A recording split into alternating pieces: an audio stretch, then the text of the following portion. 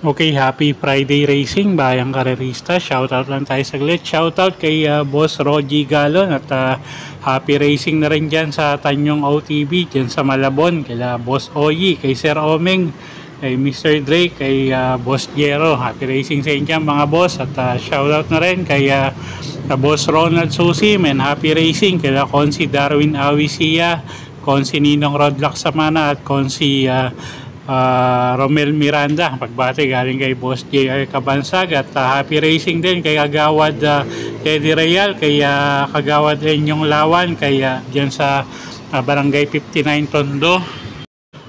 Bonito Nane, pagbati galing kay Boss Bolong. Okay, Friday night racing tayo, 7 karera, start time alas 5 ng hapon at medyo may kahirapan yung karera natin for Friday racing, no? So simulan na nga natin yung mga giya natin para sa araw ng Biyernes, April 4. Okay, race 1 tayo, 3-year-old and above maiden race, placers. Start ng winner take all, distansya 1,400 meters. Okay, first choice natin dito, kalawak numero 5 na rin. Tingin ko medyo lamang to, no?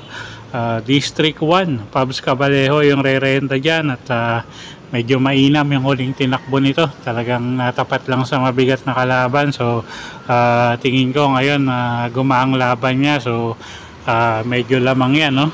Second choice natin, kalawak numero 3, Flaming June, AR Villegas naman yung re-renta dyan. May inam din yung linyada nitong kabayong to. At pag tumakbo rin ng maayos, tingin ko malaki rin panalo. Okay, so sa race number 1, ang first choice nga natin, kalawak numero 5, District 1. The second choice, kalawak numero 3, Flaming June. Okay, race 2 tayo. Start ng pick 6. Distansya 1,400 meters, class 4, 16 to 21 bracket. Okay, anybody's race to. First choice natin dito, kalawak numero 5, heavyweight, Boji Henson yung re-renta dyan. At gamay naman ng hinete yan. Second choice natin, kalawak numero 1, Golden Opportunity, Jericho Serrano na may sasakay dyan, isang diremating kabayo. At tingin ko malaki rin panalo niyan at pwedeng pangsama sa mga exotic, mga dehado kung kursunada nyo. Yung kalawak numero 4 na si Noble Promise at kalawak numero 8 na si Wildcat. Okay, so sa race 2, first choice numero 5, heavyweight. Yung second choice natin, kalawak numero 1, Golden Opportunity at pwedeng pangsama pang dehado sa mga exotic, no? Yung kalahok numero 4 na si Noble Promise at kalahok numero 8 na si Wildcat. Okay, next race tayo, race number 3. Race 3, start ng pick 5, class 5, 6 to 10 bracket. Distansya natin 1,400 meters. Okay, first choice natin dito, kalawak numero 2, Golden 8, Michael Diaz de Jesus yung re-renta dyan. At gamay ng hinete yan, pwedeng iuna, pwedeng isunod. So first choice natin yan. Second choice, kalawak numero G's, Kipi Taki, JB Hernandez na may sasakay yan. Medyo maganda yung post position niya, no? At although may mga matutulin dito, tingin ko kaya naman i-discarte ni JB to. At third choice nga natin, yung kalahok numero 9 na si Great Angie, AP Asuncion na may sasakay dyan. So pag nagkaroon ng lutyahan, ito yung pwedeng makinabang. Okay, so sa race 3, first choice numero 2, Golden 8. Second choice natin, kalawak numero G's, Kipi Taki. At third choice, kalawak numero 9, Great Angie. Okay, race number 4 tayo. Start ng pick 4, class 5, 6 to 10 bracket. Distansya 1,200 meters. May 7 kalahok tayo rito. First choice natin, kalahok numero 7, Barek na, Michael Diaz de Jesus yung re-renta dyan. At tingin ko pag nilabas yung connection, malaki panalo, no? Sobrang baba na sa grupo yan. So first choice natin yan, kalahok numero 7, Barek na. Second choice, kalahok numero 3, Monrovian Bell. AP Asuncion naman yung sasakay dyan. Medyo mababa rin sa grupo to. Pag tumakbo ng maayos, tingin ko malaki panalo. So dito sa race number 4, first choice nga natin, kalahok numero 7, Barek na. At second choice natin, kalahok numero 3, Monrovian Bell. Okay, race 5 tayo. Class 5, 11 to 15 bracket, distansya 1,400 meters. Okay, first choice, kalahok numero 2 na rin na si King Hans. O'Neal Cortez yung sasakay dyan. Medyo magangin laban niya ngayon. So, magandang pagkakataon na yan para manalo si Kabayo, no? So, first choice natin yan, numero 2, King Hans. Second choice, kalahok numero 8, She's Royal. Jan Paul Gossi naman yung sasakay dyan. At ito kasama sa unahan to, no?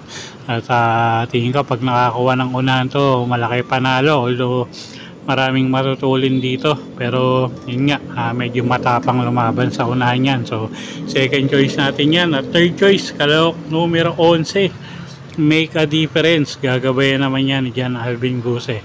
Okay, so sa race 5, first choice numero 2, King Hans.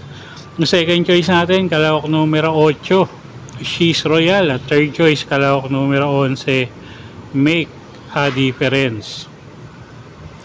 Okay, race number 6 tayo. Penultimate race, class 5 placers. Distansya 1,400 meters. Okay, first choice natin dito, kalahok numero 9, Mount Amandiwing. JMS Torque yung re-renta dyan. At isang diremating kabayo. Tingin ko angkop yung distansya sa kanya, no? So first choice natin yan, kalahok numero 9, Mount Amandiwing. Yung second choice, kalahok numero 13 na si Sneaky Eyes, isang diremating kabayo rin. JD King Flores naman yung gagabay yan. At tingin ko malaki rin ang panalo niya, no? Lalo na nasa maganda yung post position niya, nasa labas. Third choice natin dito, yung kalahok numero 6 na si Laughing Inside. Gagabayan naman yan ni Noel Lunar. Okay, so sa race 6, first choice nga natin, kalahok numero 9, Mount Amandiwing. Second choice, kalahok numero 13, Sneaky Eyes. At third choice, kalahok numero 6, Laughing Inside. Okay, race 7 tayo, last and final race for the day. Class 4, 22 to 27 bracket, distansya 1,400 meters. Okay, paratingan. Okay, first choice na rin natin dito yung kalahok numero 6, no, na si Still Somehow. Joel Shego yung re-renta dyan. Medyo magangay laban niya. At tingin ko malaki panalo nga yan. Kalahok numero 6, Still Somehow. Yung second choice natin, yung kalahok numero 10 na si Dakota Elegance, isang imported horse. JB Hernandez naman yung re-renta dyan. At siya nga yung second choice natin. At pwedeng pangsama sa mga exotic nyo, pang dehado. Yung kalahok numero 8, Money for Bipani. At kalahok numero 14 na si Frosty Raven. Magandang pang dehado yung mga yan.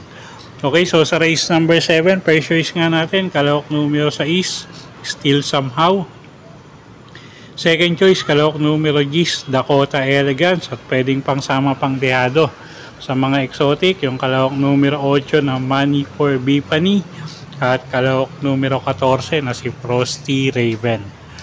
Okay, so yun po yung mga giya natin para sa araw ng Biyernes, April 4, 2025. Sana po yung makatulong sa pagpili nyo ng tatay ang mga kabayo.